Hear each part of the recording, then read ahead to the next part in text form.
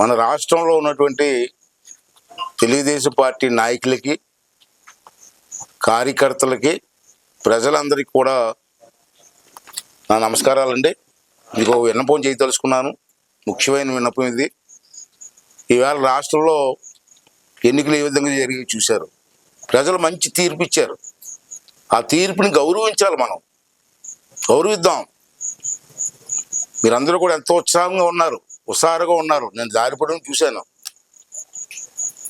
ఇంకేతున్నారంటే ఉత్సాహంగా ఉన్నారంటే రాష్ట్రంలో తగలబడిపోయింది. ఎన్నో హింసించారు. పోలీసుల దగ్గర నుంచి అందరూ కూడా నానా కేసులు పెట్టి హింసించారు. ఎంతో మందిని చంపేశారు. నాలాంటి వాళ్ళ మీద ఎంతో మంది మీద కేసులు పెట్టారు. కొంతమందిని అయితే ఇంటింటికి వెళ్ళి చంపేశారు కూడా. దౌర్జన్యాలు చేశారు. ఇల్లులు తగలబెట్టారు. ఎస్సీ, బీసీ, ఎస్టీ అని చూడకుండా అనేక కేసులు పెట్టారు. ఆ బాధ మనకుంది. మీ అందరికీ బాధ ఉంది, నేను కాదన్నాను. దాన్ని ప్రతీకారం తీర్చుకోవాల్సిన అవసరం కూడా మనకుంది. తీర్చుకుందాం. అది చట్టపరంగా తీసుకుందాం. నేను వదిలిపెట్టను. చంద్రబాబు నాయుడు వదిలిపెట్టినా నేను వదలను.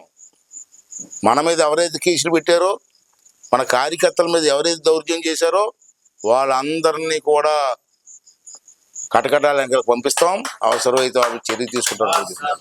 దాన్ని వదిలిపెట్టే ప్రసక్తి లేదు. ఎంత పెద్దోడైనా. విశాఖపట్నంలో భూములు దోపిడీ చేశారు.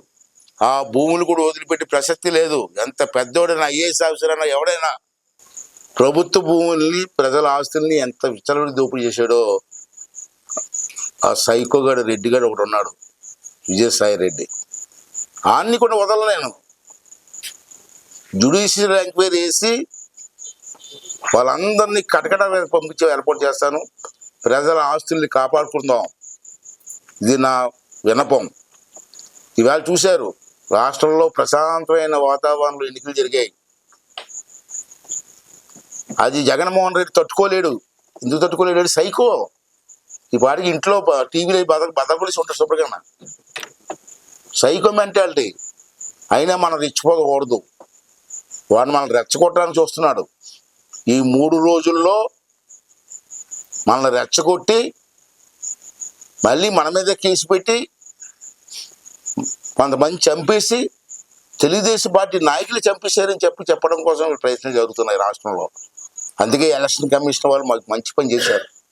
6వ తారీఖు వరకు ఈ ఎన్నికల విషయంలో ఊరేగింపులు కానీ, మందుగుండు సామాను కాల్చడం కానీ, సభలు కానీ, ర్యాలీలు కానీ ఏం చేయకూడదని చెప్పి ఒక ఉత్తర్వులు ఇచ్చారు. అది మన కోసం ఇచ్చారు, మనకు వ్యతిరేకంగా కాదు. రాష్ట్రం కోసం ఇచ్చారు. రేపు రాష్ట్రంలో గొడవలు జరిగి కొంతమంది చచ్చిపోతే ఎంతమంది ప్రాణాలు పోతాయండి? ఇది మన సంతోషం అండి. మనం గెలిచి సంతోషంలో ఉన్నాం. మన కార్యకర్తలు చంపితే మనకు మంచిదండి. వాళ్ళు చంపడానికి ప్రయత్నం చేస్తున్నారు. మనం చూసారు, రాయలసీమలో కొన్ని ఊర్లో పెట్రోల్ సీసాలతో పెట్రోల్ బాంబులు తయారు పెట్టుకున్నారు. ఎందుకు పెట్టుకున్నారండి? వాళ్ళు ఓడిపోతారని తెలుసు. ఇవాళ మన ఇళ్ల మీద దాడి చేసి మనల్ని హింసించడానికి ప్రయత్నం చేస్తున్నారు. అవకాశం మనం ఇవ్వడానికి వీల్లేదు. దయించి మీ అందరినీ కోరుకున్న దండం పెట్టి మరీ కోరుతున్నాను. 6వ తారీఖు వరకు మీరు ఎక్కడా కూడా ర్యాలీలు తీయొద్దు, ఎవరితో గొడవలు పడవద్దు, దయించి ఎక్కడా కూడా మందుగుండు సామాను కాల్చొద్దు, సభలు పెట్టద్దు.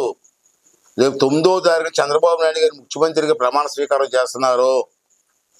అప్పుడు వరకు ఒప్పుకు పట్టండి.